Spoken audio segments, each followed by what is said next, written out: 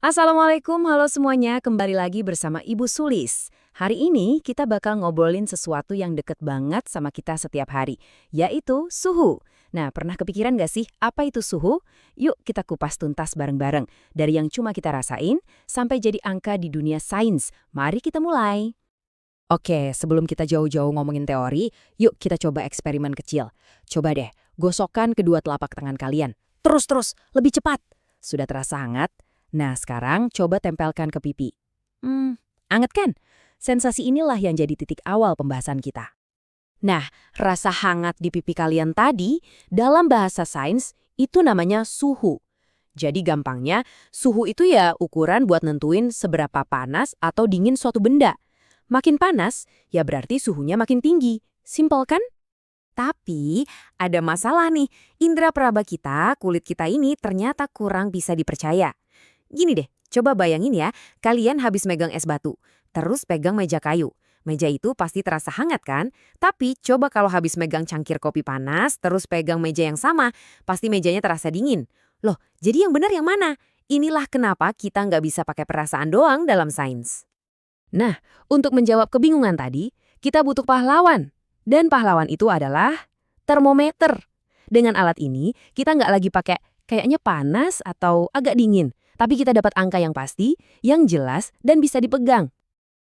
Tapi jangan salah, termometer itu nggak cuma satu jenis loh. Macem-macem banget. Ada yang khusus buat ngukur suhu badan kita, yang rentangnya itu sempit aja. Ada juga termometer buat di laboratorium, buat percobaan-percobaan.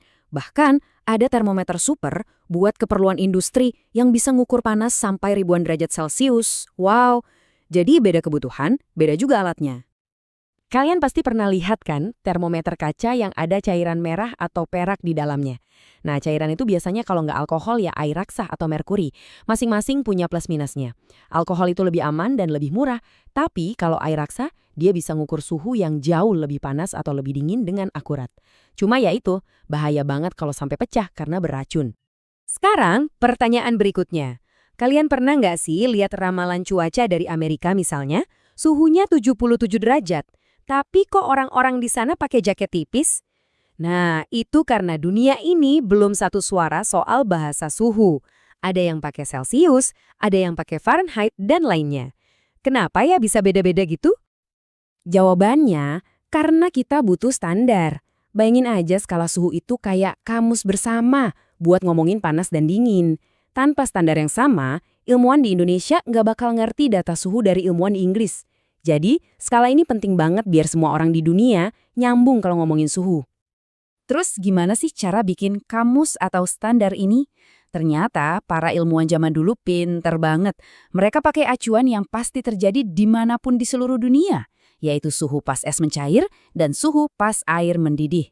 Dua kejadian alam inilah yang jadi patokan, semacam jangkar, buat semua skala suhu yang kita kenal sekarang.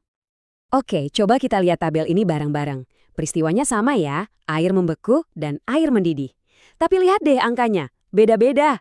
Kalau Celcius, dia pilih angka yang gampang diingat, 0 sama 100. Kalau Fahrenheit, lebih unik lagi, 32 sama 212. Jadi, setiap skala itu punya angkanya sendiri untuk patokan yang sama persis. Nah, dari sini kita bisa lihat jarak atau rentang antara titik beku dan titik didih di tiap skala. Celcius itu punya 100 langkah dari 0 ke 100. Kalau Reaumur 80. Fahrenheit malah lebih banyak lagi, 180 langkah. Perbedaan jumlah langkah inilah yang jadi kunci buat kita menerjemahkan satu skala ke skala lain. Oke, 180, 180. Kelihatannya angkanya ribet ya. Tenang, kalau kita sederhanakan, kita bakal dapat perbandingan angka yang lebih simpel dan ajaib. 5:4:9. Nah, coba deh ingat-ingat perbandingan ini. Karena ini adalah kunci rahasia buat semua rumus konversi suhu. Gampang kan? Oke, teori cukup, waktunya praktek. Kita coba pakai kunci rahasia tadi. Misalkan hari ini panas banget nih, termometer menunjukkan 45 derajat Celcius. Terus teman kalian yang di Amerika nanya, di sana berapa derajat? Nah, kita kan harus jawab pakai Fahrenheit. Gimana ya caranya? Caranya gampang. Kita pakai rumus konversi yang asalnya dari perbandingan tadi. Untuk mengubah Celcius ke Fahrenheit, rumusnya adalah suhu Celciusnya kita kalikan 9/5, terus hasilnya ditambah 32. Yuk kita hitung bareng-bareng. Ambil suhu Celciusnya, yaitu 45, kita kalikan dengan 9, terus dibagi 5.